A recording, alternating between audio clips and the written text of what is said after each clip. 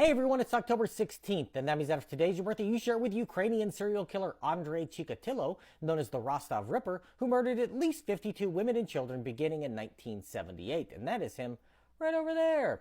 And I'd like to apologize for my terrible Russian pronunciation. Born in 1936 in a rural Ukrainian village in what was then part of the USSR, Chikatilo's early years were spent in a famine-stricken and war-torn part of Europe, with German bombing raids blanketing his homeland. He was a chronic bedwetter, with his mother beating him after every incident.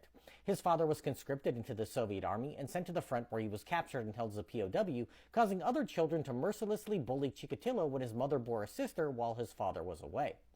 This caused him to be very shy, and his first experience with a member of the opposite sex came when he was 15, when he held a girl down and prematurely ejaculated when he saw her struggle to escape. Despite being a good student, he was denied entrance to Moscow State University and was drafted into the army in 1957, serving for 3 years. When his service ended, he moved back home and began dating a young woman, but his impotence led to them breaking up, and he claimed that when it became known to other girls that he was unable to perform, that he attempted to hang himself, but his mother pulled him away from the noose. That incident led to him leaving the area, and he moved to Rostov. His sister moved in with him and set him up with a coworker who he married in 1963. They had 2 children, despite his sexual troubles, and had what seemed to be a normal life.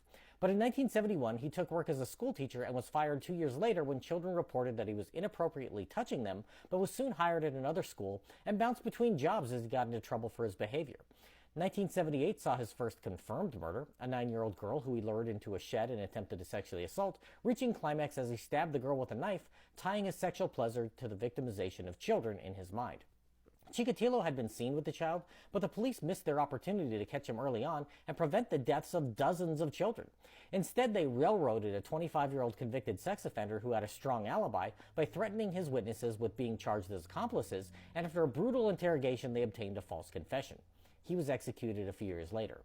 In 1981, Chikatilo killed again, and he began to kill with abandon, racking up at least 56 victims during the 1980s. His knife substituted for his impotent member, and in many cases cut off parts of the children's bodies and ate them. He was arrested in 1984 and was a suspect in the murders of children in the area, but faulty blood work led detectives to believe he wasn't the man they were looking for, and he only served 1 year for theft. Upon release, he returned to his murder spree, traveling frequently and killing everywhere he went. By 1990, the media was heavily pressuring local authorities to find out who was killing children in the area, and they arrested Chikatilo on November 20th. A police psychiatrist interviewed him and was able to get him to open up about his activities, and he confessed to 56 murders, 20 more than the 36 that the police knew about.